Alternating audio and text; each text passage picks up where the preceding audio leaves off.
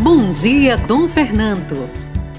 A mensagem do arcebispo de Olinda e Recife, Dom Fernando Saburido. Muito bom dia, meus amados filhos e filhas, ouvintes de nossa querida Rádio Olinda.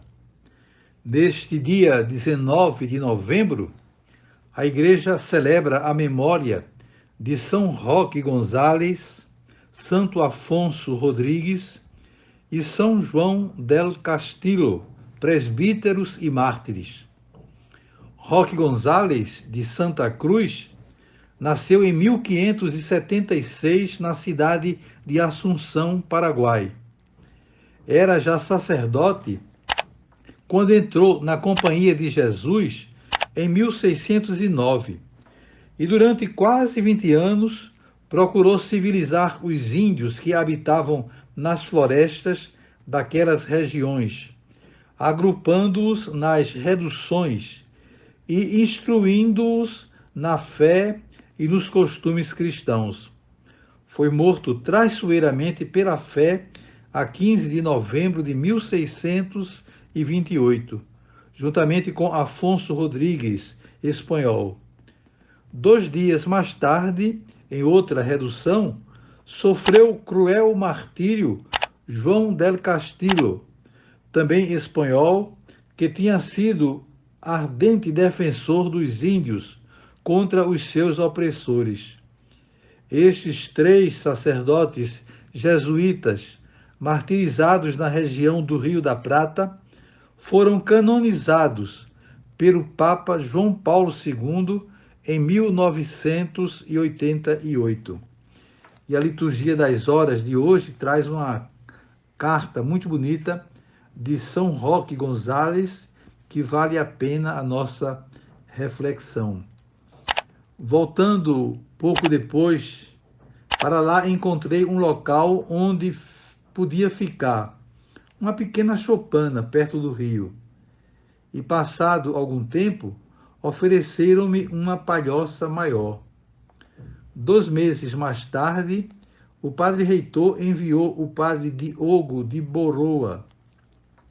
Este chegou finalmente na segunda-feira de Pentecostes.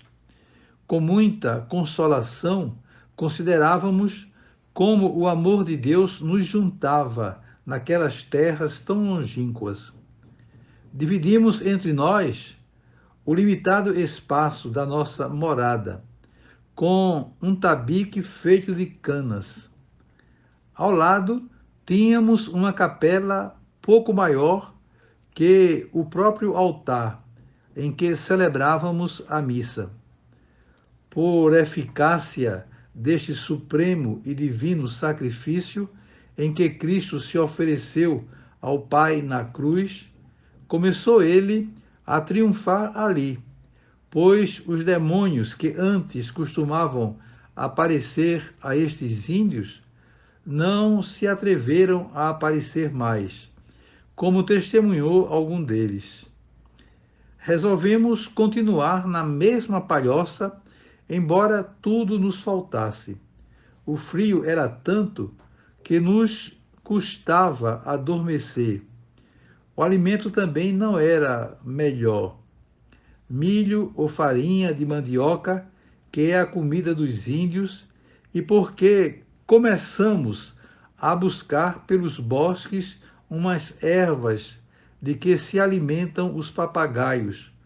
Com este apelídio nos chamavam. Prosseguindo as coisas deste modo, e temendo os demônios que, se a companhia de Jesus entrasse nestas regiões, eles poderiam em breve, o que por tanto tempo tinham possuído, começaram a espalhar por todo o Paraná que nós éramos espiões e falsos sacerdotes, e que trazíamos a morte em nossos livros e imagens. Divulgou-se isto a tal ponto que, estando o padre Boroa a explicar aos índios os mistérios da nossa fé, eles temiam aproximar-se das sagradas imagens, com receio de algum contágio mortífero.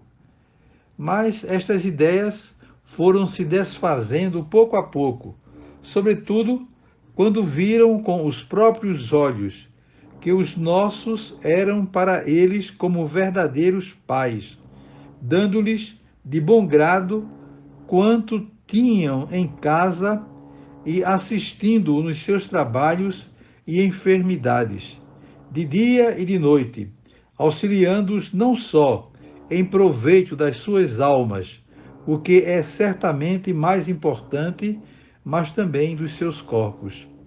E assim, quando vimos consolidar-se o amor dos índios para conosco, pensamos em construir uma igreja que, embora pequena e modesta e coberta com palha, apareceu a esta gente miserável como um palácio real, e ficam atônitos quando levantam os olhos para o teto.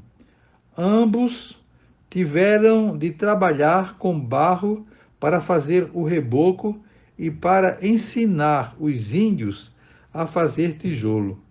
Deste modo, conseguimos ter a igreja pronta para o dia de Santo Inácio, no ano passado de 1615. Neste dia, celebramos lá a primeira missa e renovamos os nossos votos. Houve ainda outros ritos festivos e, quando era possível, segundo a pobreza do lugar. Também quisemos organizar umas danças, mas estes rapazes são tão rudes que não conseguiram aprendê-las.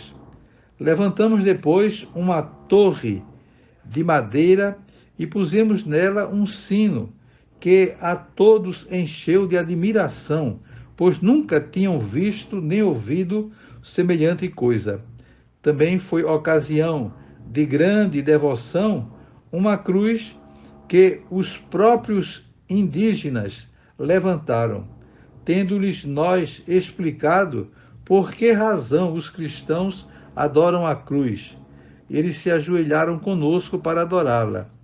Desconhecida até agora nestas terras, espero em nosso Senhor que esta cruz seja o princípio para se levantarem muitas outras.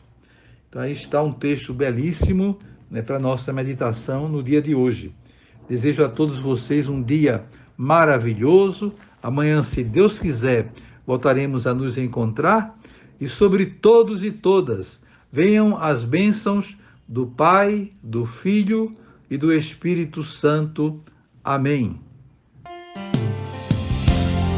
Olinda, a Rádio da Família.